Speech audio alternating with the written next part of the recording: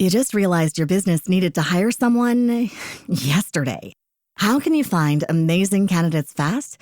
Easy. Just use Indeed. Stop struggling to get your job post seen on other job sites. With Indeed sponsored jobs, your post jumps to the top of the page for your relevant candidates, so you can reach the people you want faster. According to Indeed data, sponsored jobs posted directly on Indeed have 45% more applications than non-sponsored jobs. Don't wait any longer. Speed up your hiring right now with Indeed. And listeners of this show will get a $75 sponsored job credit to get your jobs more visibility at Indeed.com/ARTS. Just go to Indeed.com/ARTS right now and support our show by saying you heard about Indeed on this podcast. Terms and conditions apply. Hiring? Indeed is all you need. And now, stay tuned for the program that is rated tops in popularity for a longer period of time than any other West Coast program in radio history. The Signal Oil program, The Whistler.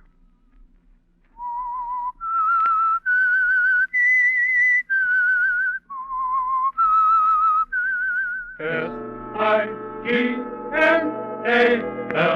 Signal. Signal gasoline. Signal, the famous Go Farther gasoline, invites you to sit back and enjoy another strange story by The Whistler. For extra driving pleasure, the signal to look for is the yellow and black circle sign that identifies signal service stations from Canada to Mexico. And for Sunday evening listening pleasure, the signal to listen for is this whistle that identifies the Signal Oil program, The Whistler.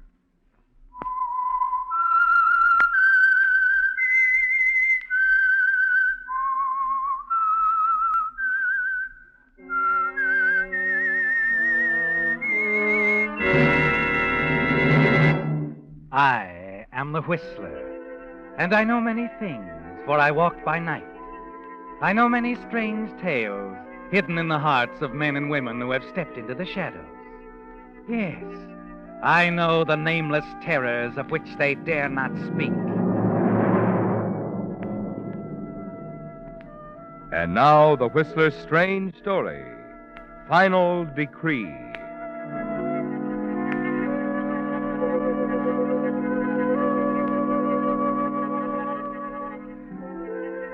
As the two hunters made their way along the base of the canyon, neither was aware of the figure standing well hidden in the trees on the ridge above them. When Gordon Weller reached the small creek, he turned, looked back at his friend Dr. Perryman puffing up the path behind him. Gordon grinned and picked his way across the creek and started up the mountain. As he circled a huge boulder and came into a clearing, at the sound, Dr. Perryman stopped suddenly. An expression of horror crossed his face as he saw Gordon Weller stretched out on the path before him. Gordon! Gordon! Are you hurt? No, I guess I'm all right, Doc. Great Scott, you gave me quite a jolt. Here, let me give you a hand. Thanks. I heard the shot. Saw you fall. I just stumbled, that's all. Lucky thing I did. What? Look at that tree there. That branch. Still swaying. A bullet must have nicked it. Good Lord. Shot came from somewhere up along that ridge. Crazy fool. I tell you, Gordon, some of these idiots who go hunting, I've a good mind to chase up there after whoever did this and... No, never mind, Doc. Well, I'd just like to go up there and give him a piece of my mind, by George. Say, you don't suppose it could be anyone in our party, do you? No, I don't think so. They're on the other side of the mountain. That shot could have killed you, Gordon, if you hadn't stumbled when you did. Sure. Come along, let's go back to the lodge. But doggone, I'd like to Don't go... get excited. It was just an accident.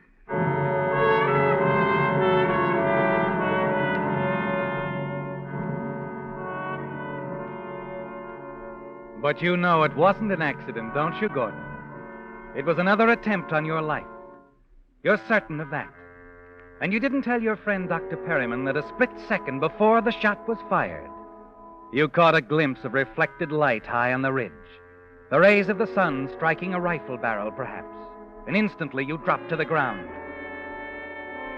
Hours later, back at your lodge high in the mountains, all your guests are assembled in the huge living room before the massive stone fireplace. The Farleys, Bill Kenny and his new wife, Betty, the Wilsons, Dr. Perryman, and, of course, your wife, Joyce. You enjoy entertaining, don't you, Gordon? The smart parties in town, the weekends here at your fashionable mountain lodge. Yes, you like having your friends around, the feeling of security that goes with it. I tell you, Joyce, this husband of yours is lucky to be alive. Well, Gordy leads a charmed life, didn't you know? Nothing could ever happen to him. Well, that was a close one, all right. Charmed life, Joyce? Perhaps it's just that I'm careful. Say, who do you suppose that fool was up there on the ridge? Didn't know there was anyone else hunting in this neighborhood outside of our own little group. Didn't see anyone. Say, Joyce, you were over there on the ridge for a while. Did you see anyone? No, I didn't, Betty. Not a soul. I'm telling you, it's getting to be quite dangerous up around this neck of the woods. Isn't a season goes by without somebody getting killed. I certainly hope something can be done about it. Any suggestions, Doc, like bulletproof suits of armor for all hunters? Oh, wonderful idea. Well, now, perhaps that wouldn't be such a bad idea. Oh, no. I'd like Say, that idea. Billy, wasn't a friend of yours killed up here last year, Martin, Martin Benson? Yeah. Yeah, that's right, honey. Well, are we all just going to stand here holding our drinks? Why don't we, Yes, let's. Toast, huh? to our host and hostess, the happiest married couple I know. Oh, Billy. Outside of us, baby. Oh. To the Wellers, then. Joyce and Gordy. Thanks. Joyce and Gordy. Thanks. Yeah, they live happily ever after. Now, I'd like to drink to you, darling. To you and your miraculous escape from death. Thanks, Joyce. You were lucky, weren't you, Gordy? Not lucky, darling. As I said before, just careful. You watch Joyce as she smiles at you and then turns and walks away and mingles with the guests. A quarter of an hour later, you manage to slip away, hurry into your den, to the cabinet where you keep your gun collection. Opening it, you remove a dueling pistol. It takes only a few minutes for what you have to do. Then you step out on the terrace and stroll casually along the flagstone walk, puffing quietly on a cigarette. Then voices from the garden reach you. I didn't know. Sure, baby, sure. So you didn't know. But look, we don't mention the name Martin Benson around here. Okay, I'm sorry. It's just that Martin was Gordy's best friend. They were pretty close, and Martin's death sort of knocked Gordy for a loop, that's all. Okay, but from what I heard. And what have you heard? Well, Billy, maybe this Martin Benson wasn't such a good friend after all. What do you mean? Well, wasn't there some talk about Martin playing around with Joyce? And Gordy never knew about it. That's enough, baby. Well, that's what I heard, Billy. Okay, forget it, huh? So Gordy never found out, and it's just as well. Let's drop it. Okay.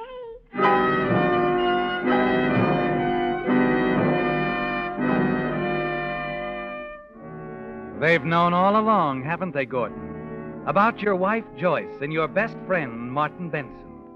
But not once did they suspect that you were aware of that romance, that you were responsible for Martin's death. It had all been so simple, getting rid of him, hadn't it? A hunting accident. Martin killed with his own gun. And there had never been any question about that, accident. Never a question in anyone's mind, except Joyce. Somehow she knew, didn't she, Gordon, that you had killed Martin, the man she really loved, and she was going to make you pay for it with your own life. You knew long ago that you couldn't run away.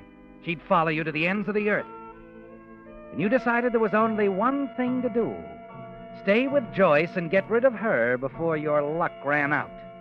That evening in your den, as your guests look over your gun collection. Goodness, I've never seen so many guns in all my life. Oh, this isn't all, Betty. Gordy's got another room full in town.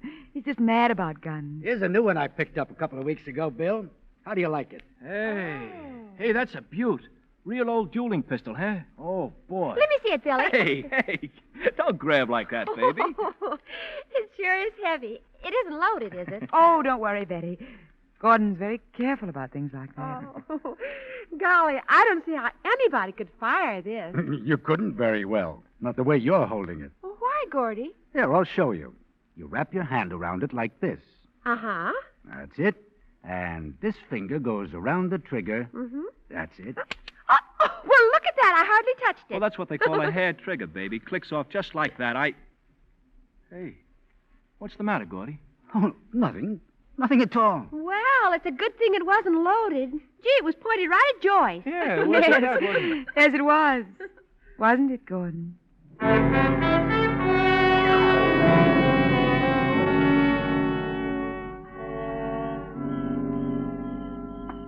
Gordon? Huh? Oh, Joyce. Darling, you're neglecting our guests. What are you doing out here on the terrace? Oh, I just wanted a breath of air.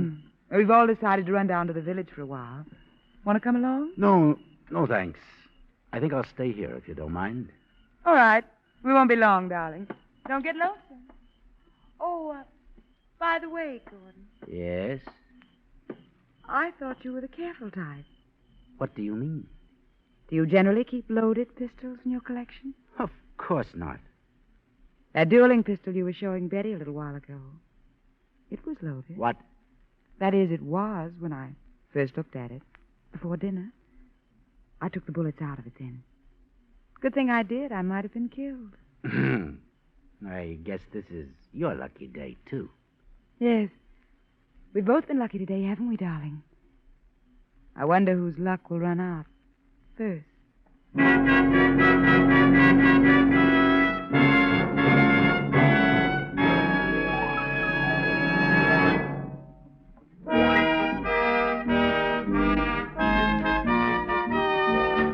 Apparently, we really started something last Sunday when we read Ed Steen's limerick about the out-of-gas driver on Signal's new billboard. For this week, from Riley Staples of Los Angeles, we received this limerick. There once was an actress whose name was Eileen, who ran out of gas and missed her big scene. She's now washing dishes, and oh, how she wishes she'd use Signal, the Go Farther gasoline. Signal, signal, signal gasoline. Your car will go far with Go Farther gasoline. Poor Eileen. Well, fortunately for you, your choice of gasoline may not make such a sudden difference in your career. But we certainly do know that switching to Signal can make a big difference in your driving pleasure. For with your very first tankful of the famous Go Farther gasoline, you'll begin to enjoy the swift, sure pickup and smooth, silent power that go hand in hand with Signal's good mileage. So the next time your gas tank gets thirsty, treat your car to the gasoline that's packed with go. Fill up with Signal and go farther.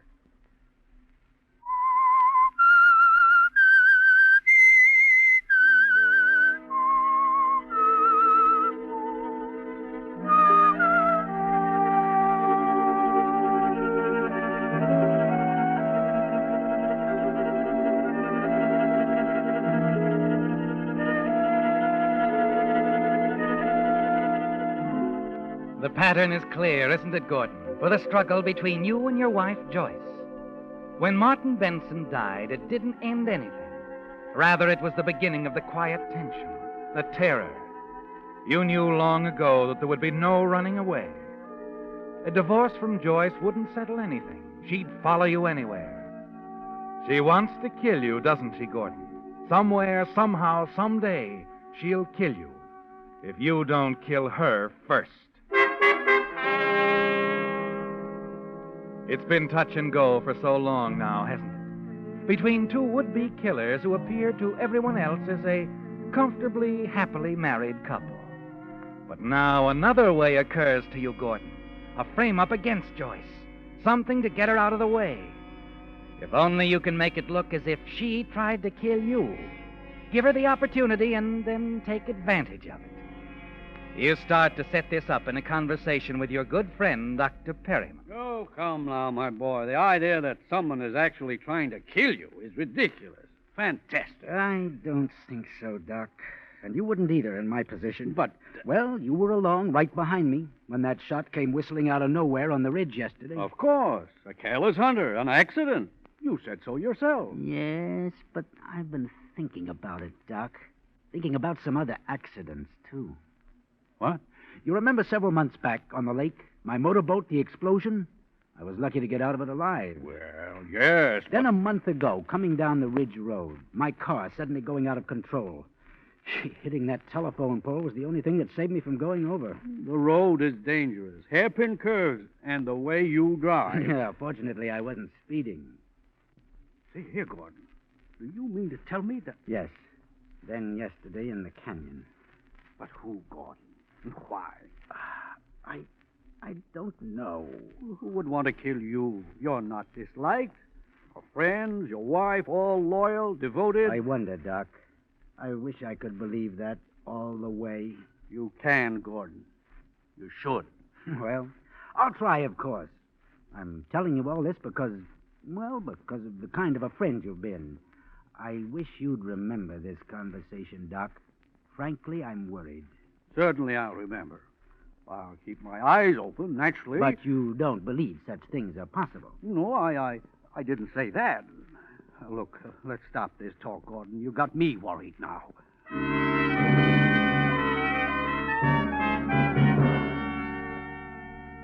And that's all you want for the moment, isn't it, Gordon? To have Dr. Perryman concerned. Later, his suspicions will be easily aroused. Suspicions against Joyce because of what you're going to do.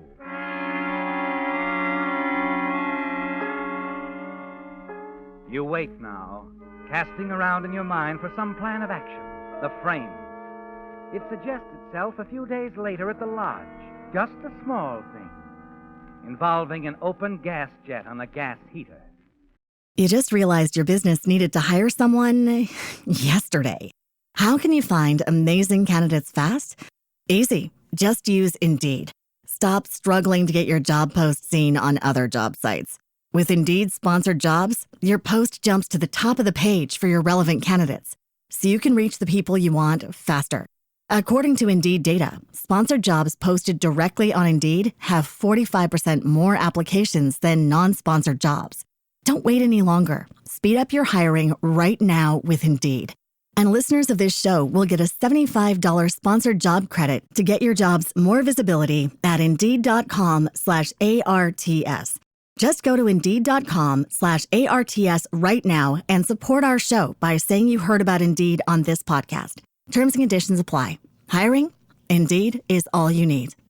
Ready to make a real impact every day? Join the Active Day Home Care team and help clients maintain their independence in the comfort of their own homes. Make a difference in someone's life as you provide essential daily assistance and protect their health and happiness. Earn up to $20 an hour and enjoy additional perks like optional daily pay, 401k, paid time off, ongoing educational training, and more. Join a team that values care, compassion, and your professional growth. Visit ActiveDay.com to apply. Gordon, are you all right? Betty, shut that thing off. Mm-hmm. What? Oh, he was only asleep. What is this? What's wrong?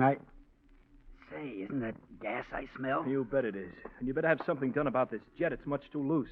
Something must have fallen against it. What's happening? What's the excitement, Bill? Oh, it isn't anything. Oh, yes, it is, Doctor. Gordon was asleep here in the chair, and that gas jet was open. Now, how do you suppose... Well, it's very loose. Could have been an accident. I suppose. Yeah, it's dangerous. Kill someone. Now, let's stop worrying about it. Just an accident. Don't you think so, Doc? Yes. Oh, yes, of course. What's the matter, darling? You're all right. Sure. We better have this heater fixed. That's all. The jet's loose. Really? I can't understand it. Well, we must have it attended to right away. Yes. You better, Joyce.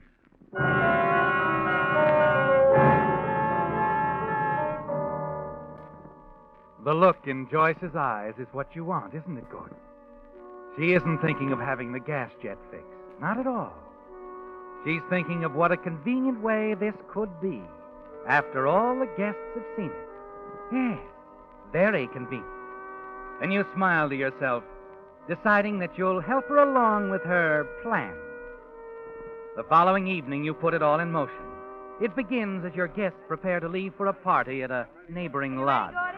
Look, I'm sorry to back out at the last minute this way, but I've got a headache. A bad one. Well, I better stay here. Just take it easy. Get some rest. Oh, well, what about you, Joyce? Coming? Oh, of course, Betty. That is, unless Gordy'd rather I stay here. No, there's no need for that, Joyce. I'll be all right. You run along. You rest then. Maybe a little nap, Do you good? Yes, I'll stretch out in the den. Well, come on, kids, let's go. You want to come along in our car, Joyce? No, I'll take mine. I have some things to get in the village first. You run along. I'll join you at the Jellisons later. Okay. Let's away!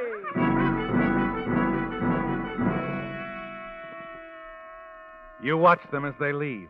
Your guests and Joyce. A moment later, Bill's sedan roars past the lodge, starts down the grade. Joyce's neat little convertible right behind it. She's up to something, isn't she, Gordon? The way she suggested that you rest so all of them could hear. You wait quietly in the den. Wait for Joyce to come back, as you know she will. And then...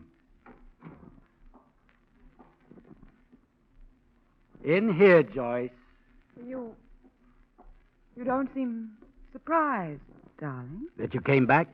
No, I knew you'd be back. I thought perhaps you'd changed your mind about going over to the Jellisons. I only wanted to see if... I still have my headache. Would a drink help?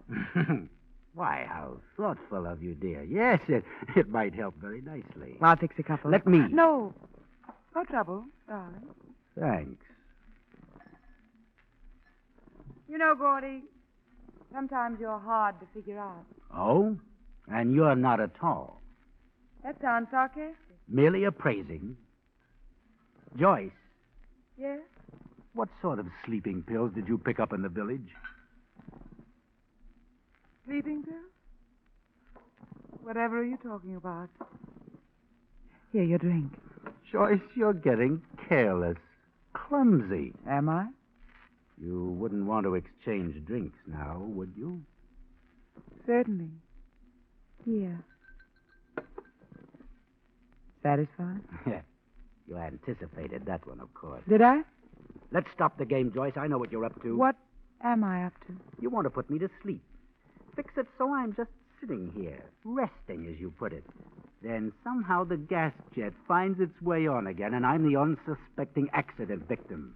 No one will know that you ever came back here from the village. You went directly over to the Jellisons' party. You have it all figured out, don't you? Yes, and it won't work.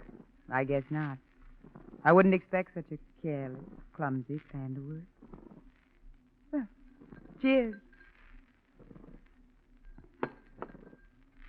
Really afraid, aren't you, Gordon? Of the drink, yes. But not of you. I'm not afraid of you anymore, Joyce. Not in the least. It sounds ominous. I might as well tell you how ominous.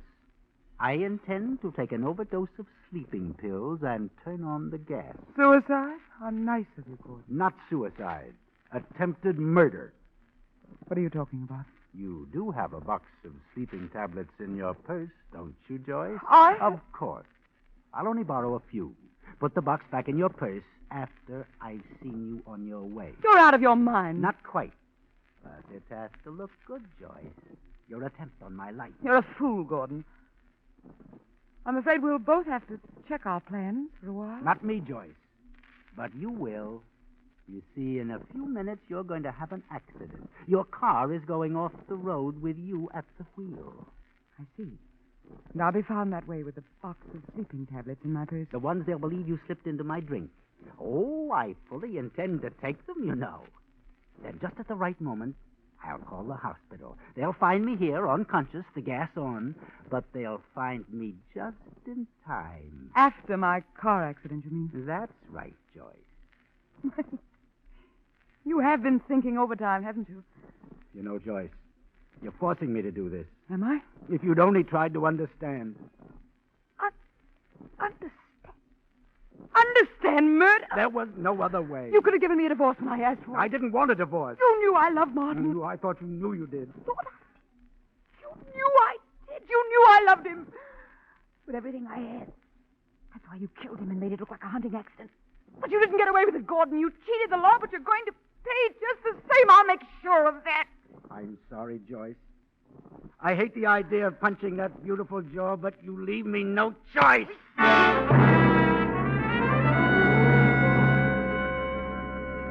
You carry the unconscious Joyce down to her car, place her on the front seat next to you. Then you start down the ridge road. And as you reach a sharp curve, you leap clear. Goodbye, Joyce. Goodbye for good.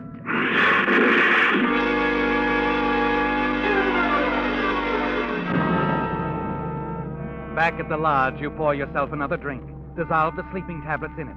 Then you drink. You step over to the gas jet on the heater and turn it on. Sitting in the big easy chair, the telephone at your elbow, you wait. The minutes tick by. You find yourself becoming drowsy. Then you're sinking into a warm, black fog.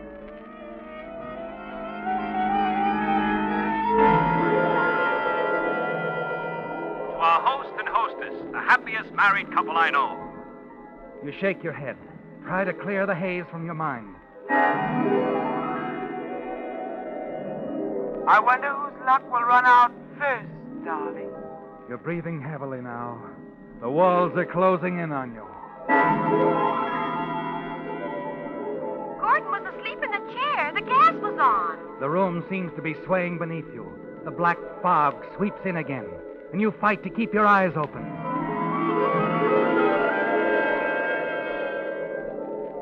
Now, Gordon, now is the time. You can't wait another moment. You reach for the telephone. It's going to be close, isn't it, Gordon? Everything's going just the way you planned it. 2, 5, 7.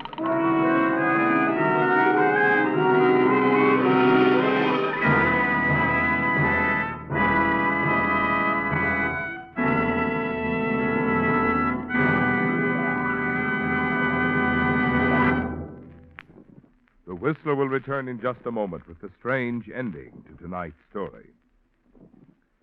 Do you want a pleasant surprise? Then the next time you're near a signal service station, drive in and ask the dealer how much trade-in allowance he'll give you for your old tires. The chances are your signal dealer will make you such a generous offer that you'll see the wisdom of trading for safe new tires now. What's more, the new tires on which signal dealers are giving this big allowance are not substandard second-line or third-line tires. They're first-line Lee tires. You know what that means. For 47 years, Lee of Conshohocken has made only one quality, the finest of first-line tires. In Lee tires, for instance, you get not only cold rubber, but Lee toughens it still further with patented Fill Black O. This is typical of the built-in extra quality that is making today's Lee tires actually give 30 to 40% more wear than ever before. That's why it's real news when you can save money on tires like these. To remind you of this opportunity, there's now a sign outside every signal station which says, "Biggest allowance for your old tires on top-quality Lee tires." Drive in where you see that sign and find out from the signal dealer just how little it will cost you now to enjoy carefree summer driving on safe, new Lee tires.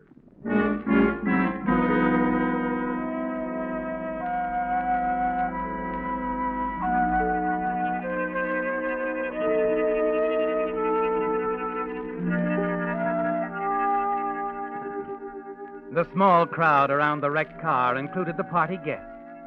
Only Dr. Perryman wasn't there as Joyce's lifeless body was lifted from the crumbled mass of glass and metal. The guests were shocked, spoke in low, nervous tones to one another, horrified by what had happened in the space of a few hours. Presently, a police car returned to the scene. Dr. Perryman and the sheriff stepped out and hurried down the path to join the others. Doc, I thought you went up to get Gordon. Where is... Up at the lodge, Bill. Well? Gordon's dead. What did you say, Sheriff? Accident, I guess. The gas was turned on in his den. It's where we found him, sprawled out on the floor. His hand still clutching the telephone. He must have tried to phone for help, Bill, but he didn't have a chance. What do you mean? The telephone lines were down. When Joyce's car crashed down the bank, it knocked over a telephone pole and all the phone lines along with it.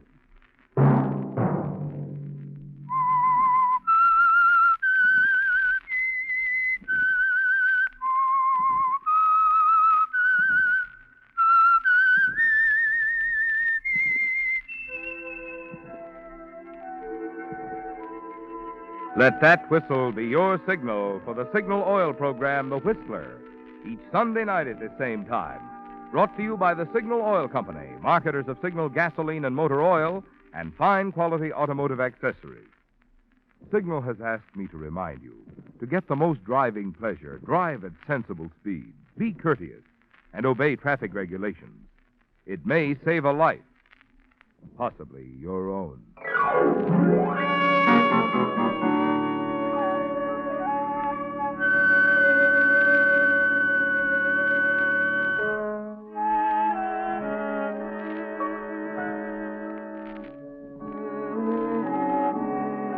Featured in tonight's story were John Hoyt and Betty Lou Gerson.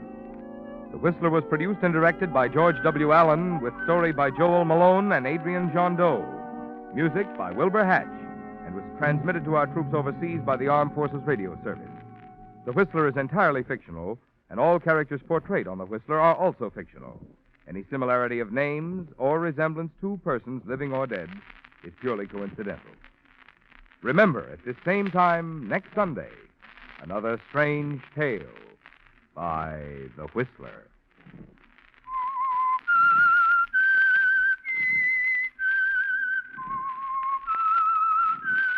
S-I-G-N-A-L, Signal, Signal gasoline. Marvin Miller speaking. This is CBS, the Columbia Broadcasting System. You just realized your business needed to hire someone yesterday. How can you find amazing candidates fast? Easy. Just use Indeed. Stop struggling to get your job post seen on other job sites. With Indeed sponsored jobs, your post jumps to the top of the page for your relevant candidates, so you can reach the people you want faster. According to Indeed data, sponsored jobs posted directly on Indeed have 45% more applications than non-sponsored jobs. Don't wait any longer. Speed up your hiring right now with Indeed. And listeners of this show will get a $75 sponsored job credit to get your jobs more visibility at Indeed.com/ARTS. Just go to Indeed.com/ARTS right now and support our show by saying you heard about Indeed on this podcast. Terms and conditions apply. Hiring? Indeed is all you need.